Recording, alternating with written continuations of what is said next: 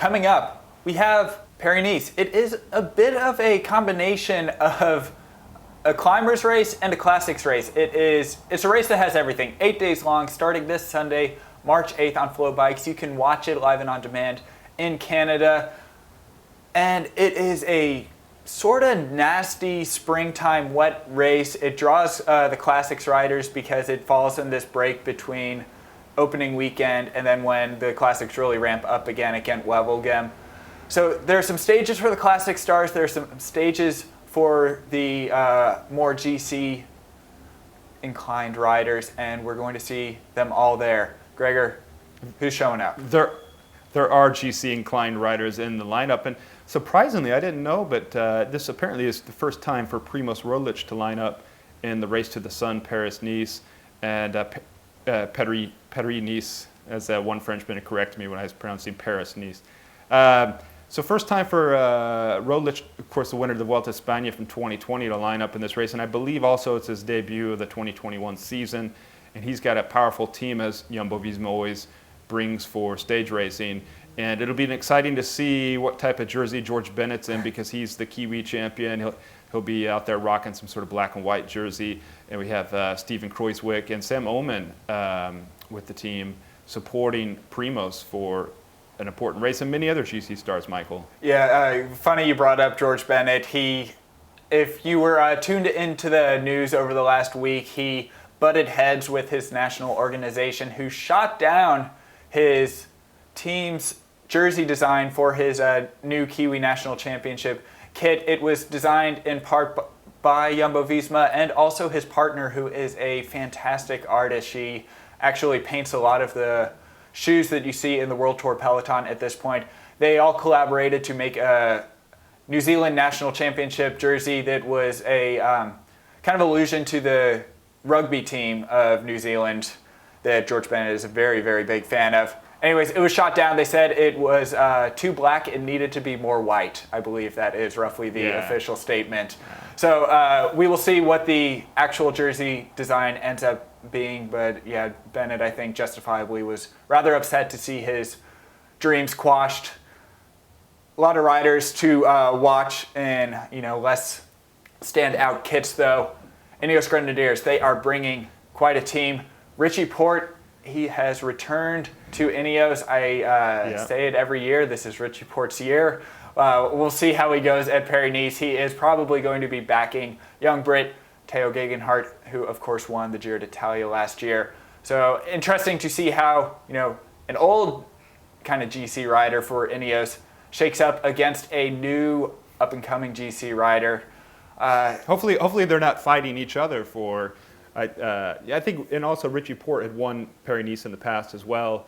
It's definitely should be Theo's year, and Ineos has him tapped for the Tour de France, which is going to be a big step up after his Giro d'Italia victory last year. So it'll be interesting to see, and this is traditionally one of those races where we'll see these Tour de France teams start to build for the big race in July with Jumbo-Visma, with Team Ineos, and then of course. Remember Jai Hindley from the Giro d'Italia. Well, he's here as well, Team DSM, and of course we have defending champion Max Schachmann. We just put online, and I think it was today, a vlog where I just went all into Max Schachmann. Basically, Max Schachmann is a legend, and last year he won this race, took out the opening stage, had the yellow jersey for the entire race. It'll be good to see Max racing as well, Michael. Yeah, and then there are sprinters lining up as well. Arnaud Demar, John Degenkolb, Michael Matthews. Big shout out to American Matteo Jorgensen. He is going. He has a lot of hope and aspirations for Paris-Nice. He loves the rainy, sloppy, messy course. We are going to be receiving updates from him in the form of a rider vlog at Paris-Nice, so stay tuned for that. It's going to be a fantastic show. If you watched the Paris-Nice race last year, it actually came crashing down one stage short because of the coronavirus pandemic, but what a race it was. It was, I think it will go down as one of the better races of the 2020 season, and that is saying something because they were all just so darn good. Gregor? Yeah, and what we normally get up there around Paris, and this race starts near Versailles, just in the suburbs of Paris. You don't know, depending on the day. Today up here in Ghent, It's nice, calm, sun shining. At night it gets down to near freezing, but any day the wind could pick up, and we're not far away from Paris, and that's the case down there. And so we could see a crosswind stage on stages 1 and 2, and that just could cause so much damage for a few of the GC hopes in the first opening 2 days, even before we get to that stage 3, 14.4 kilometer time trial. Should mention stage 2 will be a day, one of the few days, I'm counting 2, perhaps 3 sprint stages. Look for a sprinter to shine on stage 2. Stage 1 is a lumpy stage, so somebody could get the yellow jersey and hold it to the sprint stage, the time trial stage on stage 3. And then, Michael, we got that stage 4, already a summit finish. Yeah, like I said, it is just a race that has a little bit of everything. There are also some big climbs in the back half of the race, is that right? Yeah, of course, stage 4 ends with a 7.3 kilometer climb, and the penultimate stage, which last year was the ultimate stage, ends with a 16.3 kilometer climb, the Col Main stage. And that was a stage that was first introduced a few editions back when Simon Yates won the stage. Last year, Nairo Quintana won the stage, a beautiful stage win by his new team, Arquet at the time.